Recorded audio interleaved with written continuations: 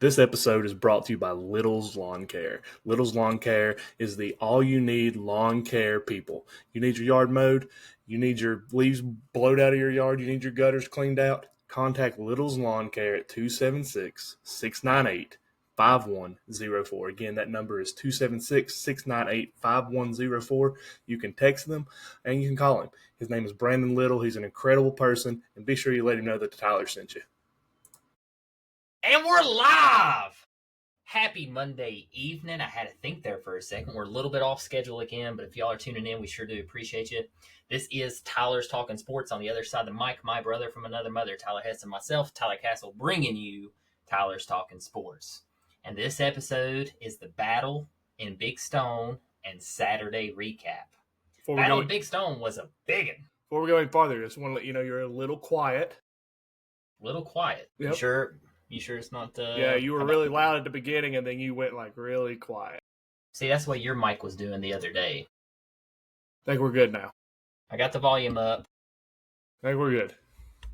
Yeah, you're good. Having a little technical difficulties today, guys. AWS is down, as Hess was telling me, so, yeah, having some issues. Yeah, so, guys, if you do hear this, who knows? We're going to try to get this uploaded Monday afternoon. It may not make it till Tuesday, but we're going to do our best. So, yeah, Big Stone. Big game there. That was huge. We'll get into that in a minute. But I do want to shout out our socials. They are still popping off. YouTube's still gaining ground there, getting closer to 200 every day. Being really close to 1,000 on TikTok. We're up to 936 or 940 followers there. Oh. Facebook, we crossed over. Facebook's crazy. 500,000 views. Almost to 1 million, halfway there. 506,000, 504,000 views in the last 28 days. So that's been absolutely incredible. That's a record. Yep, that is a record. Our previous record was 386,000, so it just keeps getting bigger and bigger. So that's cool. As you can see, if you are watching, here's two variations of our hats. We do have a coffee one. Lee, Dylan, I will get those hats to Castle so he can mail those out to you that you all got. But yeah, we got hats. Hoodies will come up at some point. We need one more hat to go ahead and do the first order. Yep, there's one more out there. Lucky number 8. Yeah, number 8. Number 8. Yep. But the one reason I think a lot of people is going to tune into this episode is that game at Union in Powell Valley, Big Stone Gap, Lebanon Pioneers on the road. Castle, what was your just initial take once we got there on the field and we're there? It was a beautiful sunset. I'll say that. The sun coming down over the mountains was nice, very crowded. We knew going into Bullitt Park it was going to be really crowded. So I'm glad we got there super early. We got there at 5:30. Game didn't start till 7, and at that time it was already getting packed. That just tells you the dedicated fan bases on both sides. Just to take it all in, it was a great experience. Very loud. It was very loud. Want to get into the crowd chirping a little bit? Hess and I loved it. Okay, just going to let y'all know. Just love it. Yeah, no, I mean, I like it. I mean, that's been about anywhere we've been, even at Lebanon. That was the most chirpy. I'll say Union was the most chirping. I will say 90% of them were Balls fans. I picked up on that. There was one Hokie fan that was chirping me. That's crazy that they would do that. But it was cool. I like it. They're passionate about their football down there. And, I mean, I 100% give them the credit that they deserve. Union, great football team, very well coached. Keith Chandler is as advertised. Cam Bostic is as advertised. Great team. But the whole Lebanon ain't played nobody, we're going to steamroll them, pretty sure that was shut up after the first drive. First half. I'll say the first drive. First drive, yeah, they came out. Lebanon came out punch straight in, 7-0. There were several Union people that commented on our post. It was 42-7. Lebanon will be lucky to score. Mike Reese can't do this. They can't do that. They haven't played anybody like this. Yeah, that's all we heard all week. Yeah, and soft schedule. Went down the field on the first drive, and Lane Jason carried 3 people on his back, and then Mike carried 2 on his back for his touchdown. Great drive. And then great opening drive. Then you had the onside kick that wasn't. Yeah, that's what I want to talk about a little bit too. So that's one takeaway from that game that I saw. Not trying to say that it was incorrect calls, but we do have footage of the calls, and I think they were wrong. If you had a review system in high school football, those definitely would have went Lebanon's way. I'll say that. So the onside kick, they said that it touched a player, I believe, was the final ruling on that. No, they ruled that it never 10 touched. yards. Yeah, it didn't go 10 yards, but it bounced off the Union player into Lebanon's hands. Okay. But that was the final ruling, so not yes. 10 yards. I didn't know because they were flip-flopping back and forth. I heard both sides. So, yeah, that was one. So that would have been after the first touchdown. That was the first kick for Lebanon. They should have got the ball right there. Then on the next ensuing kick from Lebanon to Union after they scored another touchdown, Union fumbled, and they ruled him down. Mm-hmm. He wasn't down. No. He was not down. Have all the footage of it if anybody wants to see it.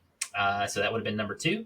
And then in the third quarter, Chandler ended up fumbling, but they ruled him down as well on that drive where they was going to go up 28-14, I think. So yes. it was up 21-14 at that time. He was getting ready to go up 28. He fumbled there, and they also ruled him down, but he was clearly not down. So that's 3 crucial turnovers, in my opinion. Granted, you need to play good enough that you don't even have to worry about those to win a football game. So I'm not trying to make excuses. I'm just saying what I saw, and I do think there was some crucial calls missed that should have went Lebanon's way. Do I think the onside kick could have changed things? Yeah, because I think Lebanon goes up 14-0 fast because I think they kind of shell-shocked Union, and then bam, you get that onside kick. It's like what the rolling at first half. It's like what the crap's happening. Like I think Lebanon goes up 14-0 before the Union ever touches the ball offensively. As far as the fumbles, it wasn't. Does it change? Does that change the game? Let's say forget the onside kick thing. Let's just talk about the fumbles. Does that change the game?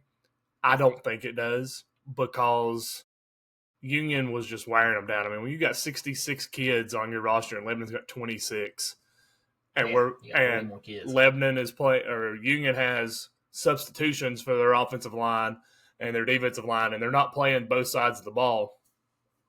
It was only a matter of time. I mean, the thing I think Lebanon needed to do there in that game was to jump out to a big lead early and hang on. Yeah, and just keep battling, and they did. I mean, they fought all the way till the end. They did, and even the Mike Reese. I know a lot of people were giving him a hard time for that interception at the end. We got told by multiple coaches, even including Coach Norris. We heard him say it. They told Mike to throw that. Mike did not want to throw that pass because he had seen what they were playing on defense, but apparently Lebanon had seen something up top. Radio down said it's there. Mike was against it because of what he had been seeing, which honestly at times I don't know how he did see much because there were times he didn't have much time. And that's no slap in the face to Lebanon's offensive line. And boys right there playing their hearts out. I'm going to slap to Lebanon's fan base a little bit. You know, instead of y'all, I heard a lot of chirping from Lebanon, because we're on Lebanon sidelines, about, why is Mike running the ball? Why is he's wide open? You hear that a lot. Well, guys, I don't know if y'all ever play quarterback or not, but once that pocket collapses, you don't have time to think about, where's my guy? You can't even look up. You're just trying to get out of that hole so you don't get sacked. So it's a lot. It's the toughest position on the field. You're playing operator for the entire field. So just keep that in mind. Yes, we can see the guy open because we're standing over on the sidelines. It's clear as day to us, but he's got helmet on. Yes, Mike's tall and everything, but it's so hard when that pocket's collapsing. You're thinking, okay, don't take a sack, don't throw the ball away. Let's get some yards, positive yards. And he did the right thing. Mike did the right things. And just another couple things on Lebanon. That first drive, that even though they scored, it was rough. Delay a game to start the very beginning. There's a couple times I'd like to be able to talk to Coach Norris about maybe some of the play calling issues that was going on. Were they waiting to see what Union was setting up? Might have been the train horn, maybe. That train horn was loud. It was loud. It was loud down there at Union, guys. That's the loudest place we've been so far. It was electric. I mean, everything. Going back even to how Union showed up. Came out on the field. Yeah. But also I can't remember who it was because there have been a lot of comments. To the person who said Lebanon disrespected the homecoming ceremonies. Never saw that. They waited until even after the homecoming stuff was being announced and went all the way down away from everything and was just doing calisthenics and stretching. I mean, they wasn't doing much of anything. For anybody that thinks that's disrespectful, that's just you mad because Lebanon actually looking for something. Well, looking for something, but mad because Lebanon kept it close, and you were one of the people out there that said shouldn't be in the game. So, yeah. I mean, I'm not trying to get fired up. That person clearly, not trying to call him out, but that person clearly stated they didn't like none of the Russell County schools. So, must be a little bit of vendetta there. Hate that for him. Guys, it's high school football. Yeah. They did nothing wrong. And I know we've talked a lot about Mike here, but I also want to talk about, Lane Jesse playing both sides of the ball. Boy, he was battling cramps all night long. Even after that touchdown he had, he was cramping. Everybody's like, oh, God. I even said, oh, please don't be the hamstring, but he was battling cramps all night, feeding him with pickle juice, giving him the stretches. He played both sides of the ball very well. He kept going as hard as he could, and he was the one that was pretty much locked in on Chandler for Union, and he played his heart out. The defense looked really good, honestly. I mean, it's the first time all year. That's the best game defense played.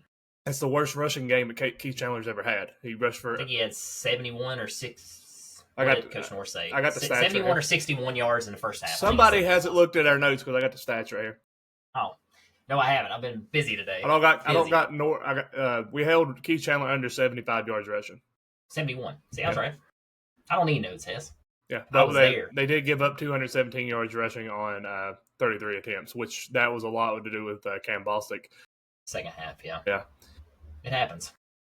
But, I mean, overall, I'm going to break this down a little bit. Before you go into that, a couple things from that game that I want to take away. There was a point there, it was 3rd and 28, and Lebanon was able to convert and get the first down on the fourth down, like crucial fourth down call. And then there's multiple times, going on that drive. It's 4th and 5, 4th and 3, 4th and 1. Coach Norris, they had to go for it at that point, and they converted. Yeah, Lebanon never gave up. Build off that third down when they kept backing up. I think it's 2 false starts, if I'm not mistaken. And then they had something else happen. I mean, it was like 3rd and 26 or 3rd and 28, and they was able to get a first down. So that was pretty impressive. I'll say that. You're beating yourself up by getting those false starts, so maybe let's clean that up before we get a Graham this coming weekend. So, yeah, let's go over the stats, Hess. But, I mean, even to add on to that, again, the defense played probably the best game they played all year. And I think a lot of people were coming into that game like, oh, no, we're worried about our defense. And they came into that game, and they played phenomenal. They played very well defensively. The whole team played amazing. I mean, the depth, honestly, is what got them. If Lebanon had the same size team with the same amount of talent that Union's able to produce out there because of the consolidation, Lebanon probably wins that game because Union wasn't stopping that pass game. Sure. Union had to face that all year. That's what we said going into that. Yep. And then there was what the play was, but it was something they hadn't even seen. So that tells me right there, Union was, hey, we're going to have to but I don't want to bag on Union a lot, though. I mean, that's a very well coached, again, as advertised. I think I don't want to sit here and say they don't make a deep playoff run because I think Lebanon in some ways is kind of one-dimensional sometimes. I don't think we have the run game as the exact opposite of Union. They don't really have a pass game to go with the run game. So it kind of curious there. But I do think, granted, anything can happen. I think we're looking at a rematch in a region final. That's what I hope. I really do think we're going to see that. I love going down there. Yeah, S and I are going to get chirped at him more if that happens again. Well, that'll be at UVA Wise. Well, they'll show out. Those fans show out. Yeah. I mean, that's a quick trip. Yeah. I'm pretty sure they played that game at UVA Wise. So, okay. The region championship game. But see, now the playoffs are different than it was back in the day. You had the quarterfinals, the semifinals, and then the region championship. Before you had one game and then because now you got 16 teams in the playoffs. But yeah. Didn't know that. Going over the stats here, Lebanon had 20 first downs. They had 30 rushes for 77 yards. Had 277 yards passing on 24 receptions. Mike was 24 for 37 with 1 touchdown, 1 interception. The interception, again, yes, he threw it, but the play call he did what the coaches wanted for him. Right here, we talked about this a little bit. 8 penalties for 45 yards. Some of the penalties were detrimental. Even though they were like 5 yards, they were drive killers. Third down efficiency really wasn't that bad. 7 for 17. Probably would like to see like 3 more of those converted. But on the flip side, they did convert 2 out of the 6 fourth down conversions they tried. Lebanon finished with 31 tackles on the game, and they had time possession of 30 minutes. Is that the highest time of possession? It probably is this year. Yeah, probably for them this year, yeah. They've been averaging around 20 to 22 minutes a game, except for the John Battle game. Union on the other side of it, though, you look at this, they only had 19 first downs to Lebanon's 20, so they had 1 less, and then you had 33 rushes, 217 yards, 114 yards passing on 7 catches. They went 7 for 8 passing. Again, they're a very run-heavy team. No touchdowns passing, 1 interception, which was a incredible interception by Franny. Way to get that one in the end zone. Jumped up, picked it off, kind of felt momentum. Again, Lebanon was on their heels, and they just kept playing as hard as they could. Even last time Lebanon got the ball, that was off a fumble here. And penalty yards, about the same, 4 penalties for 41 yards. I will say the game was reffed very fairly as far as the flags. I felt like it was very even across the board. To the guy in the end zone that was other than the 3 calls that we talked about earlier. Other than the guy in the end zone that was like, how's that a late hit? I do have the actual footage of how Lane Jesse was completely stopped, and then they blew the whistle twice, and then the Union player hit him. So, yeah, that was a little maybe much. He'll reach out. Yeah, maybe so. But Union did have 5 third downs. This was the big key right here. This was the part that kind of was breaking down the Lebanon defense. They had 7 third downs, and they converted 5 of them for first downs, and they also had a 4th down conversion as well on one attempt. Union played great football, really good football. Their time possession was 19 minutes and 38 seconds, which honestly, that's kind of how it's been all year. Lebanon's been on the 19 end, and the team that they beat had the ball for 30. So Union did about how quick that offense moved. Yeah, and Union did very well, just slowing it down and forcing Lebanon to either make the mistake or really putting a lot of pressure on the offensive line to protect Mike long enough to hit the deep ball. I don't think he really had a chance. Maybe I could be wrong. I know of at least 3 that he threw deep, but I think one he overthrew because he was trying to rush it because of the pass rush. He took a big hit on that one that he threw out to the end zone. Union did well. That was their defense. That was I give them an A+ on defense. Their defensive scheme was A+ that entire game. Lebanon went into formations being you hadn't seen. They had motion that we hadn't seen. Lebanon was Jesse coming back. Yeah, they pulled out the tricks in that game, and Union just stayed firm to what they had to do, and they did very well in that game. Got some individual stats here, Castle. Do you have those pulled up? Yes, I do. I got Lebanon here. Receiving yards, so leading the way in receiving yards is Mr. Lane Jesse with 9 receptions, 147 yards, and 1 touchdown. Then we had Luke Garrett, which he had a very nice catch for probably most of this yards, honestly. 3 receptions for 43 yards. That was a crucial 4th down. We got that video up. It's up on Facebook if you want to go watch it. Then we had Mr. Baker, 4 receptions, 28. They were doubling him mostly all night, like we talked about. Francisco Hernandez, 2 receptions, 21 yards. Brendan Hess, 2 receptions, 15 yards. Brock King, 2 receptions, 13 yards. And then Easton Taylor, 2 receptions, 10 yards. Yeah, so then rushing leaders was Mike with 25 carries for 70 yards. Again, guys, most of the night he was scrambling out a little bit. Then Lane Jesse, only 5 carries for 7 yards. But they used Lane a lot for blocking. And the quick little slant across the middle, that was tearing them apart there. Well, it turned into like they had to leave Lane back there to help be an extra pass blocker. Yeah, it was just try to give some protection, but Lane did really good as far as like running that little slant across the middle. Yeah, the 10 yard. The slant, that swing pass they were dumping off to the side there, that was very good. Big shout out though. Again, we talked about the quarterback for Union. He also played DB. He was the one that was face to face with Toby, and we talked before the game. We knew the speed matchup was going to be even, and we haven't seen that all year. Toby's been able to outrun pretty much everybody. That was the first DB that he's went one-on-one with that was able to keep up with him. But, I mean, that mad respect for Toby to say, hey, they're going to double-team him and force somebody else to make the play. Toby did great in that game. He did everything he had to, and there was a couple times he was one step away or Mike needed one more second, and he had broke free. Like, there's a lot of what it could have been if I had a little bit more time. Just a little bit more time. Also down here, Mike you did read Mike's stats, 24 for 37, 277 yards, 1 touchdown and an interception. Looking ahead, Castle, we do have the big game against Graham on Saturday. This is a big Southwest Virginia West District matchup. This game is at Graham. They have played some games at Tazewell, but due to them not having lights, they're playing this game Saturday at 1 p.m. at Graham High School. The 25th, guys. Yep, 25th. This is huge. This is a huge game. Graham is 4-3, but don't let that record. They lost to Princeton and Union and then somebody else. Yeah, Union. We know how good Union is. Princeton is like what, 3A, 4A? Yeah, they're a world class team too. And then Virginia High had 1 loss coming into this weekend, and Graham ended up beating them 45-0. Yeah, a little worried about that. Graham does have their quarterback back. Yes. I talked to Mr. Greg Stutes in Walmart earlier. When he's talking about this game. A little nervous, not going to lie. If you are going to this game, bring your lawn chair. That's one thing I wanted to point out. Apparently, they don't have a lot of bleachers, so make sure to bring a chair with you if you're going to this game, because I think it's going to be very limited seating, if I can get that out. So make sure you bring a chair with you to this game. So, yeah, huge matchup here. I mean, the things I've been looking at, Graham is starting to get healthy. Their coach, I've listened to some of the stuff he said.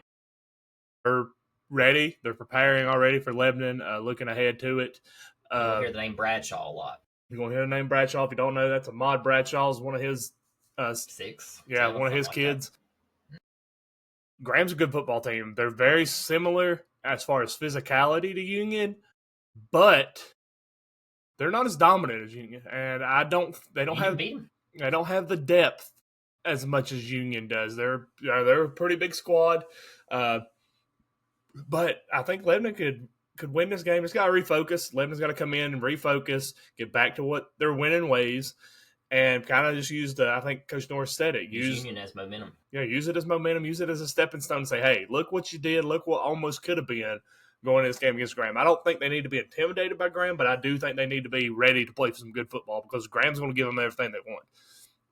I think Lebanon can play like they did with just a couple key things, a few little changes, less penalties, stuff like that, just the basic necessities. I think Lebanon can easily win this game. Yeah. And looking ahead to Saturday, guys, TTS may be a little different on the sidelines. Hopefully not. Not sure how my schedule is going to work. Braxton does play travel ball on the weekends. If he plays super early, I might be able to be there. If he plays early enough, I might be there late. I might be there by halftime. So he does play in Kingsport, so I'd be driving from Kingsport straight to Graham. Game is at 1. So if the game was at 4 o'clock, I'd be there no problem. But considering it's at 1 o'clock, it kind of puts me in a bind. We'll know Wednesday, right? I'll know officially Wednesday how it's going to work out for me. I am working on a camera guy, if not. So okay. I have a couple options. Okay, Castle's going to be there. TTS will be there and representing, correct? Correct. Okay, so Lord willing and the creek don't rise, as they say. Yes, yeah, I will be there. TTS will be there. My apologies. Didn't really plan on a game being on Saturday. Saturday's tough. Gotta do what I gotta do, but I will do. I've even said the following week it's Thursday. Yes, which big deal. Short week. I won't worry about that short week. Yes, but looking ahead to that Thursday game just a little bit. Be looking out for TTS. We're gonna have something for you fans. For anybody comes up to us, we're going to have a little special treat for you guys for the Halloween week. Something we're going McDonald's snack wraps, right? No, we're not there yet. I thought you was going to do that for us. Not yet. I want some. That's basketball season when we're covering that. And every game that Mike scores 30, everybody gets a snack wrap.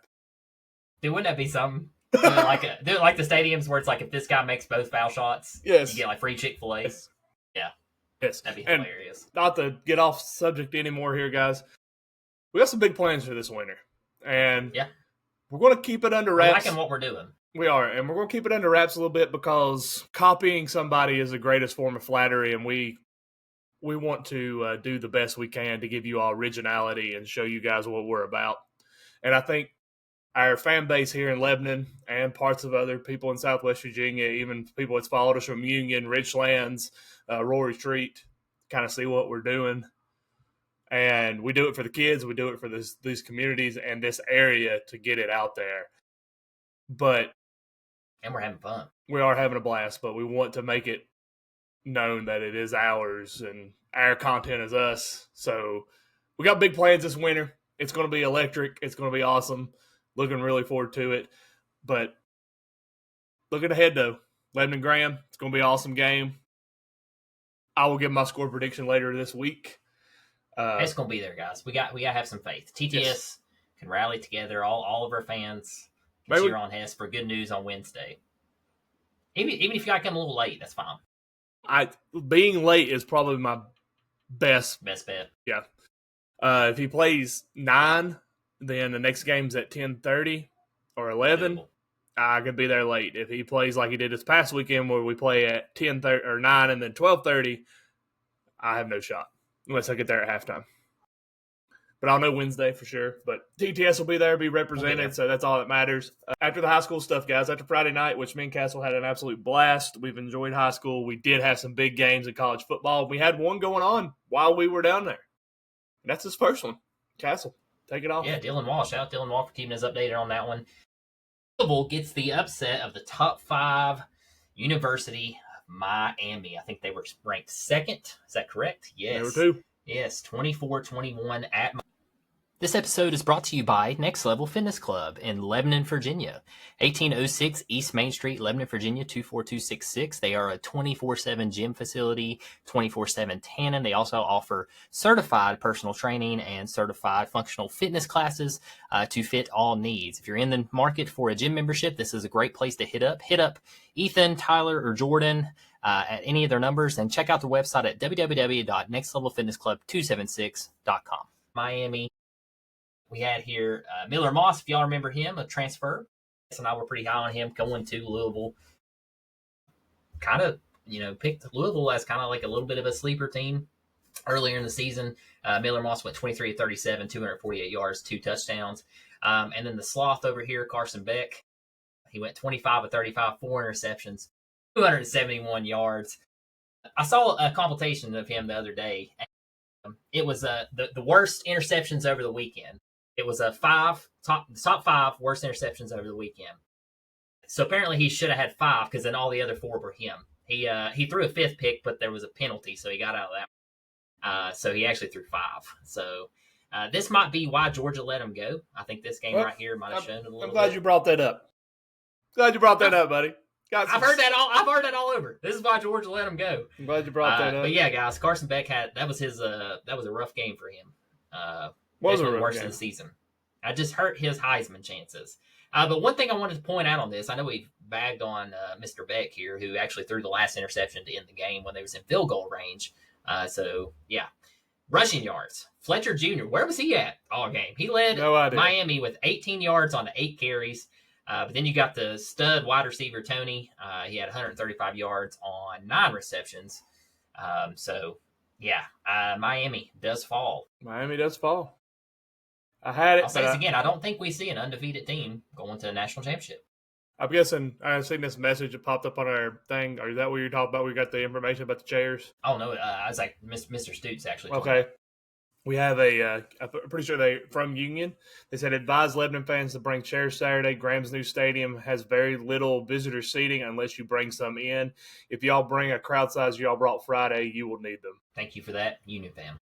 Yeah, that would be B. Joe Williams. B. Joe Lewis. Sorry, I got that wrong. B. Joe Lewis. Some that's been really nice. I really appreciate that. Yes, absolutely. But I lost the stat I was going to do about it. But anyway, Gunnar Stockton has more yards, higher QBR, only 1 interception on the season to Beck's, and he has 20 touchdown passes, 1 interception.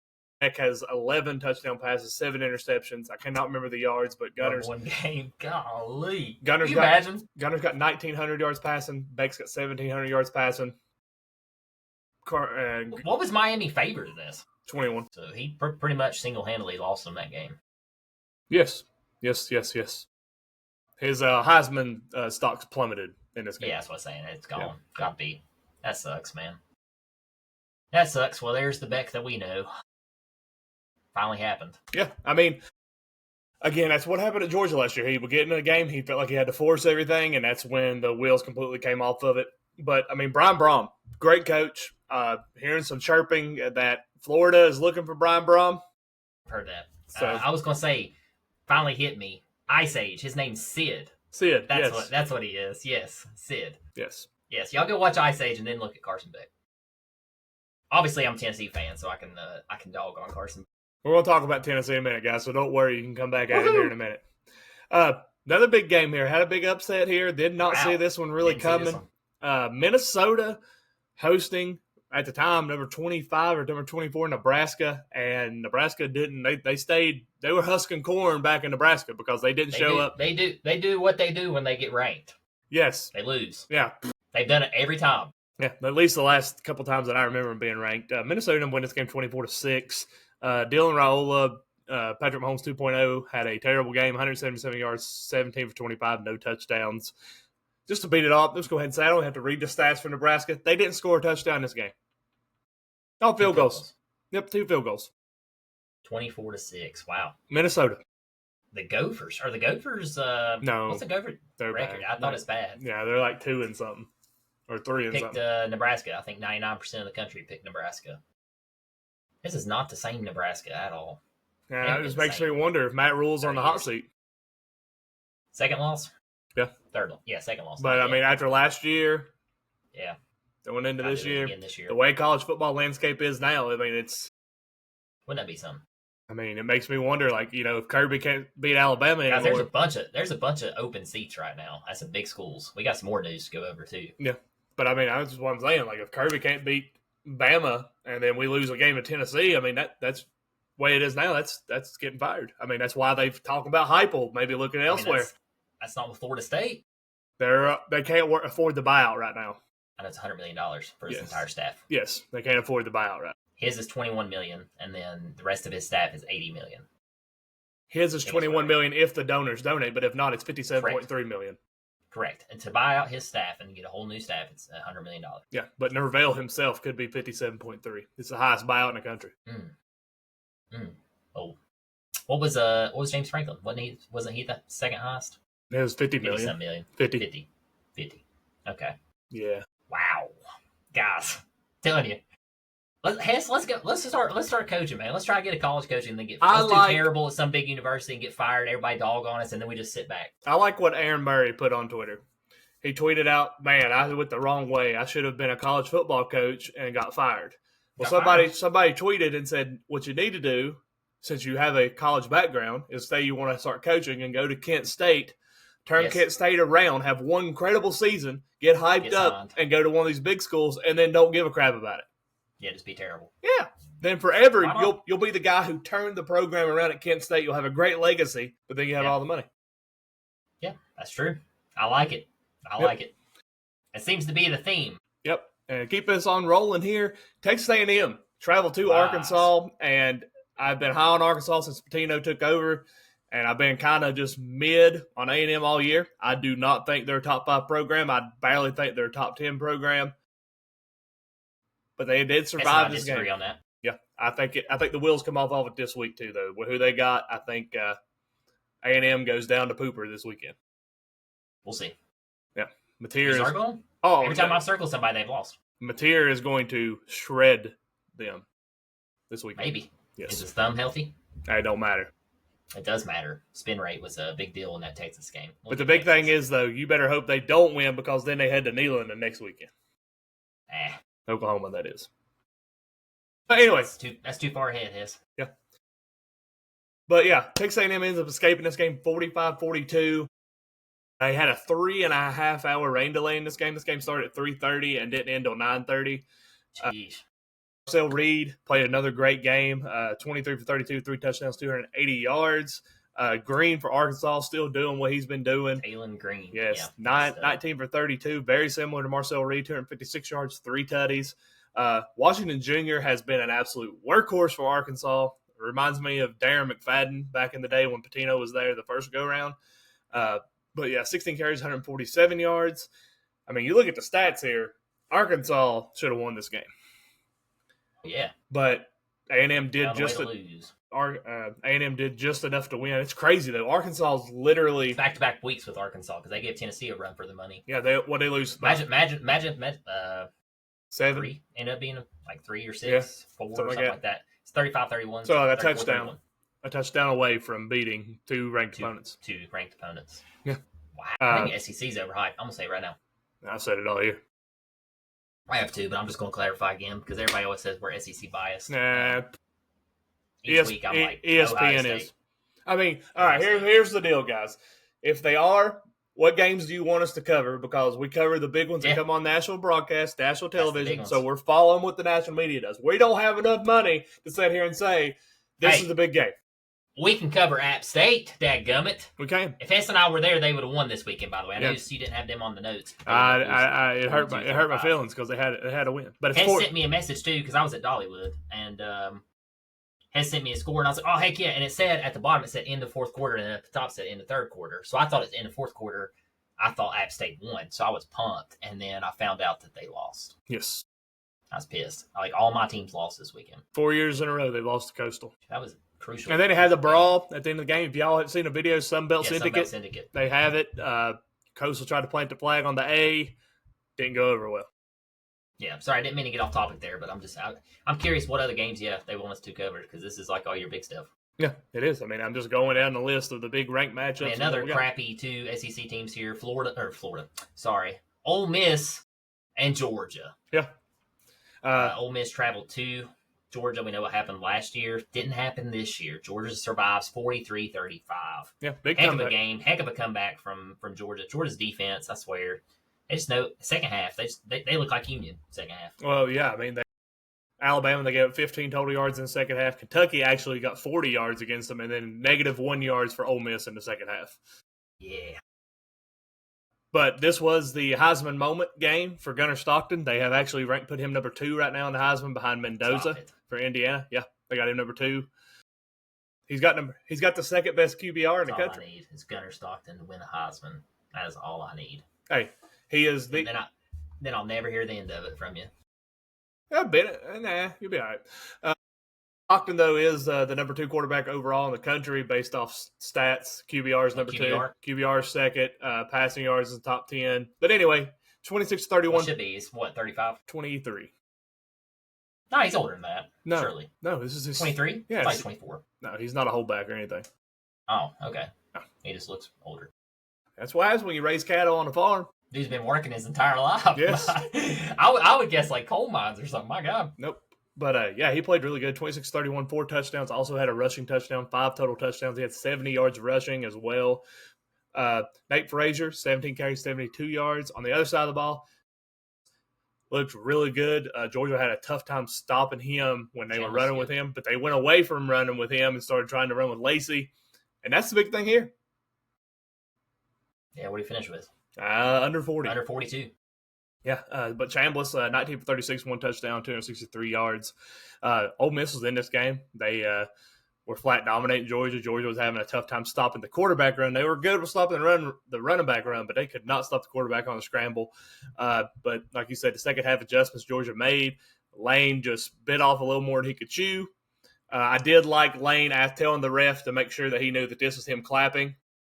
This is clapping. Yeah, I saw that. I love that. That was pretty good. Did you see Lane Kiffin's post before the game with his on Twitter? I don't know. It was with 2 girls, and he's shirtless, and he said he had a great workout that morning. They stayed at a golf. They stayed at a golf resort, and apparently. Oh, okay. Yeah, and he was on game day, and he was talking to Nick Saban. He goes, "Coach, I know you'd be upset because we're not in some rinky-dink rundown hotel in the middle of Atlanta, but last time we played Georgia, we stayed there and we got beat. So I'm hoping this is better." And he goes, "And there's people walking around in robes, and I know you hate that too." So he goes, "I'm sorry."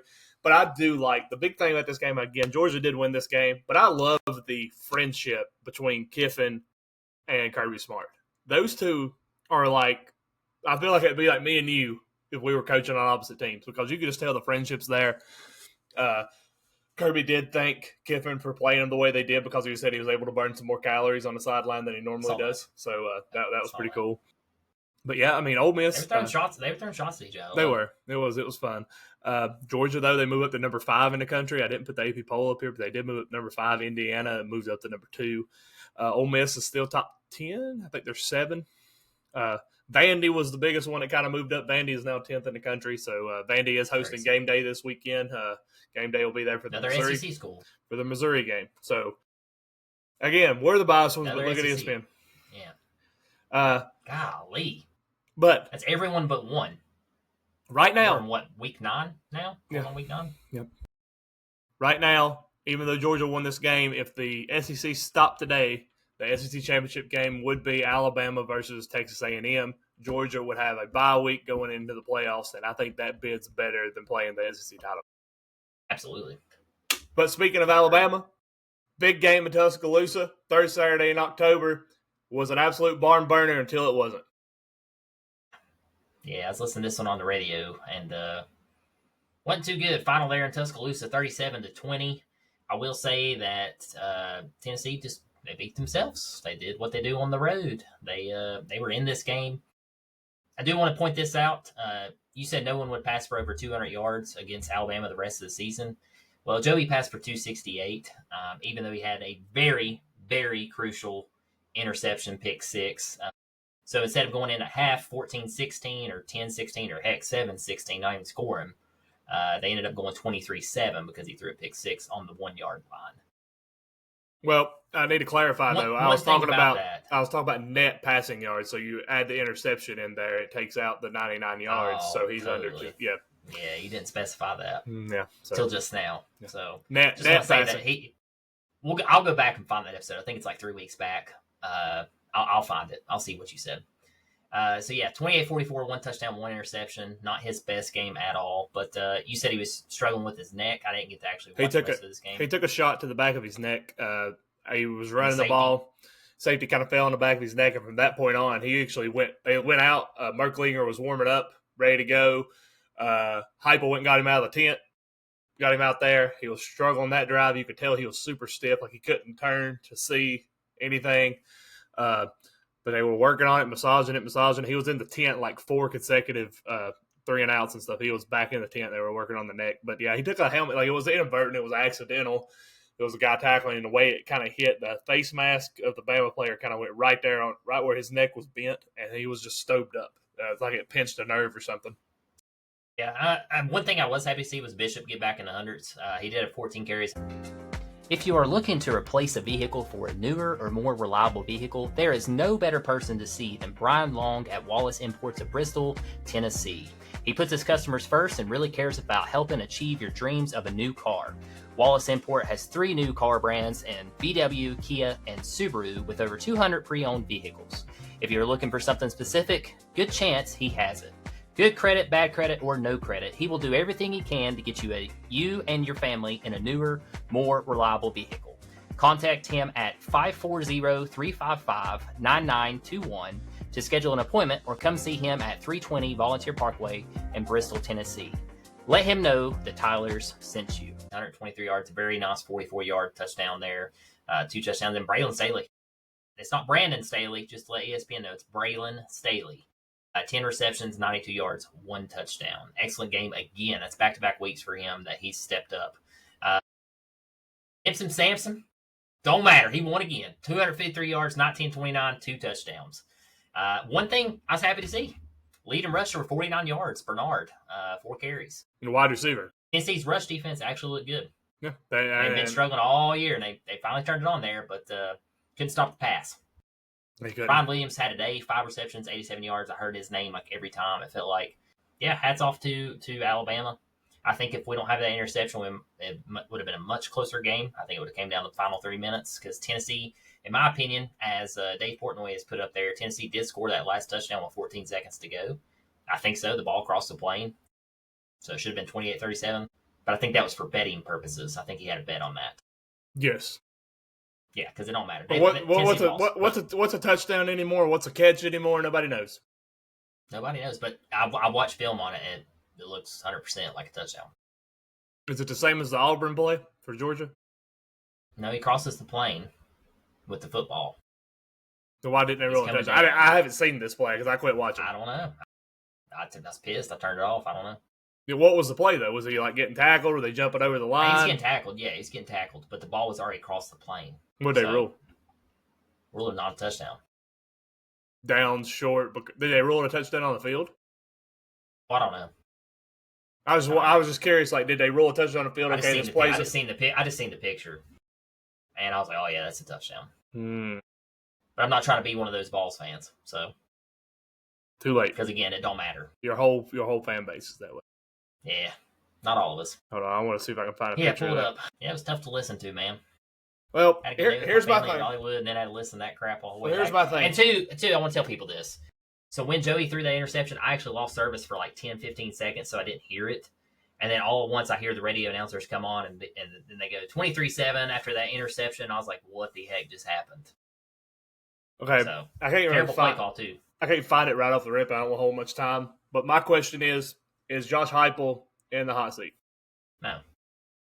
Guys, 5 years, and for those fans that want Josh fired because they lost Alabama, where was we 5 years ago? That's not the point now, though. That with the way the state of college football is, like, there's people chirping that if Kirby don't start beating Alabama, that Kirby's in the hot seat. That's stupid. With the way when you get into that, you really see some collapses.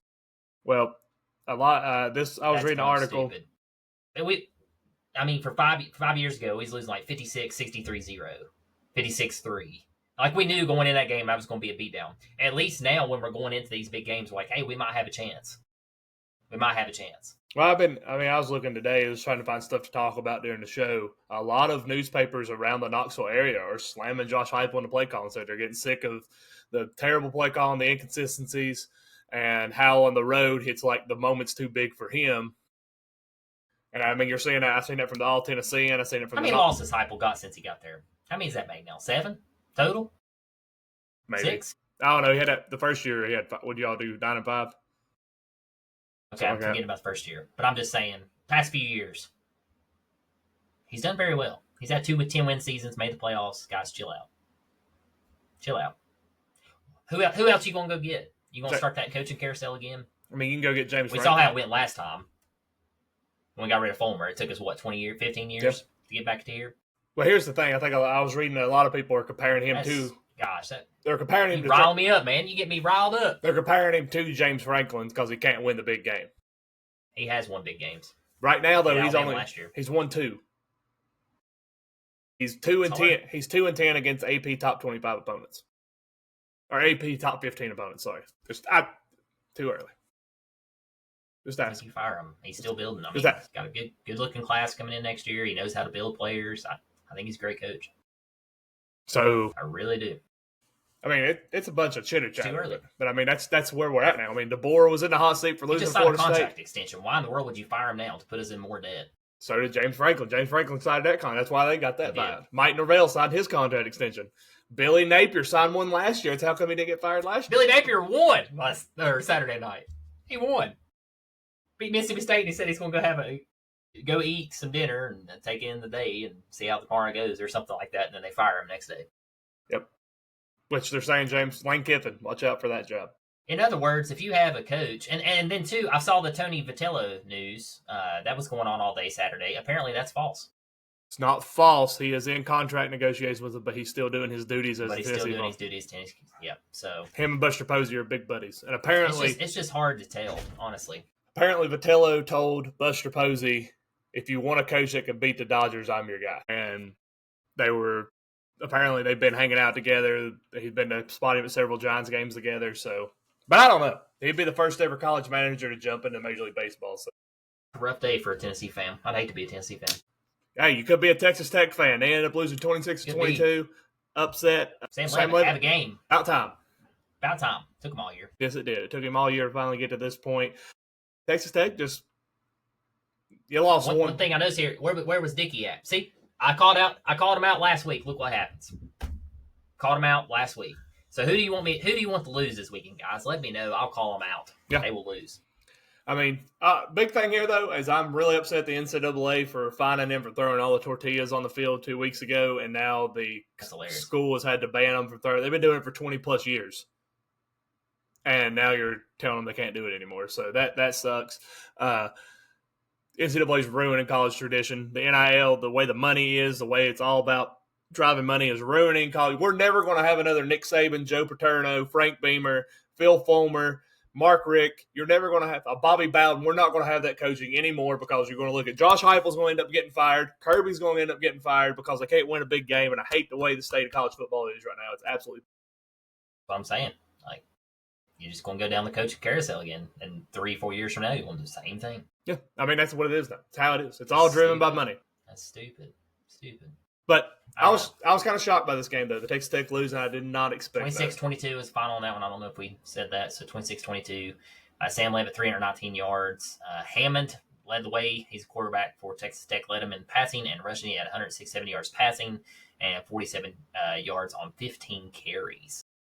So, yeah, I don't know where Mr. Cam Dickey's at, but that's probably why they lost. Yeah, we'll go with that. Watch this one either, but I'm going to say that's why they lost. The other big game. Also saw the Texas Tech throw a fan's phone after he threw it on the field. He launched it across and broke it. Yeah. Saw that. Yeah, can't be throwing yourself on the field. Yeah, if you're a student and you think it's smart to toss your phone over after a coach or a team lost a big game like that, you're asking.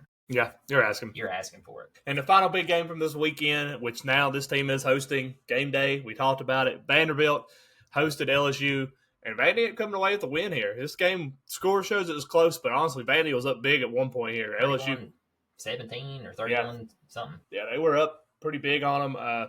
Vandy and Pavia just doing what they got to do, playing very good. But the big thing, a lot of people are not talking about Vandy, is that defense. That defense is ranked in the top 5 in defense efficiency, and nobody's talking about that. LSU, the big thing with LSU, and I think you said this every single game this year, where is the run game? Yeah, not been there. Not been there at all. Nussmeier hasn't really panned out either. And I don't think he's got the receivers, really. I mean, I don't – there's something off there. And, I mean, they're already talking about it. He's got to be in the hot seat. Brian Kelly is in the hot seat. They've got him in the hot seat. They've got lukewarm seat, some coaches. Billy Napier's been fired. Who else? There's a bunch of coaches out there right now. And it's crazy right now how there's $111 million in buyouts out there right now. Dear Lord. Yeah. But Vandy ended up winning this game 31-24. First time since 1990 LSU has lost to Vanderbilt. And this propelled Vandy into the top 10 AP poll. In fact, first time Vandy's been favored against a ranked opponent in like 40 years. Yes, 1986, I think. 86 or 87, I think is what I seen. Yeah. So, wow. Yeah. But college football, I'm a little just perturbed by it right now. I'm enjoying the season. I'm liking the parity as far as what we've got on the field. But my last and final thought here, Ohio State isn't that good. They're just ranked that good because the media and everybody gets to see them play lackluster opponents week in and week out. Their biggest win this year, the only team that they've played ranked in the top 50. We said this last year. The only team, no, but last year they actually played 3 ranked. Penn State, Indiana, and Michigan were all ranked in the top 50. Played Oregon too in the Oregon playoffs and beat them 63-7. But Ohio State, something like that. Ohio State has the worst strength of schedule of any team in the country, and their best win is against Texas. We'll see come playoffs. Ohio State gets beat by Indiana in a Big Ten championship. We'll see come playoffs. Yes. It's going to be a Big Ten this year. I'll say that. As we can see here, guys, Castle is very upset with the Vols right now. I can see it on his face. Always. I'm always upset with them. Oh, it's just constant week in and week out. One more thing. Do we hear if Nico tore his ACL or not? Or if he's okay? I haven't heard that. I know he went out on the cart. I saw that. Hate to hear that because he's turning it around. Yeah, they were doing really well. It could have been a cool little story. Didn't know if you had seen that or not or anything. I have not. Guys, this weekend I was very busy, so I just tried to do what I could. Try to give you all an episode when I can. But, Hez, I had one final thought here for you in question. Do we see Lane Kiffin go to Florida? Yes. I think so, too. Bags are packed.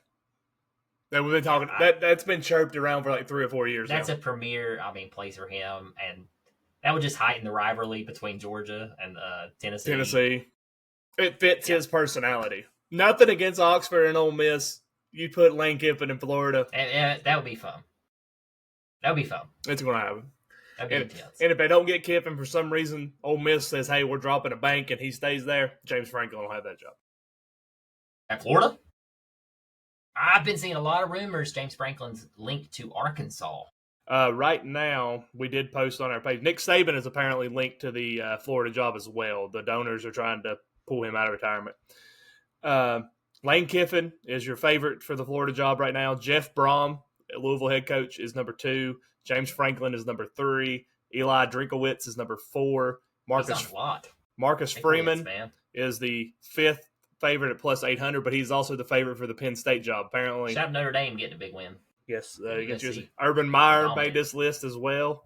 Jed Fish, Alex Golish made it, but I did see the post where the Florida fans said they absolutely don't want that Tennessee. Not going to say exactly what they said about him at their school. He won't do that. Brent Key, Kenny Dillingham, Arizona State, and Rhett Lashley from SMU. And then rounding out the top 10 as far as coaching for Florida, John Gruden. Stop it. 1,800. Just stop putting him on every freaking coaching list. But I will say, Tech better get their guy. If Penn State hires Marcus Freeman, which they say that is in the works, that's why they are not hiring anybody right now. Notre Dame. Interesting. Kelly go back home? No. Brian Kelly. And I also shout out Lee Whitworth. I know we're ending this episode. I like if the coaching at App State doesn't work out with who they got now, Billy Napier to App State. That'd be nice. He did great in the Sun Belt when he was with the Raging Cajuns. That would be awesome. But guys, thank y'all for tuning in. Hope y'all enjoyed this episode. We will see you on and off all week. Just be paying attention to our socials. Who knows? We may pop in live one day out of nowhere. Never know, guys. Y'all have a Never good know. one. See y'all. RS is experiencing issues. Something went wrong. Refresh the page and try again. If the problem persists, please contact support. So might have just done an episode for nothing. Yep, I spent this whole time for nothing. Or if they can pay us, because, I mean, our time is valuable. Godspeed.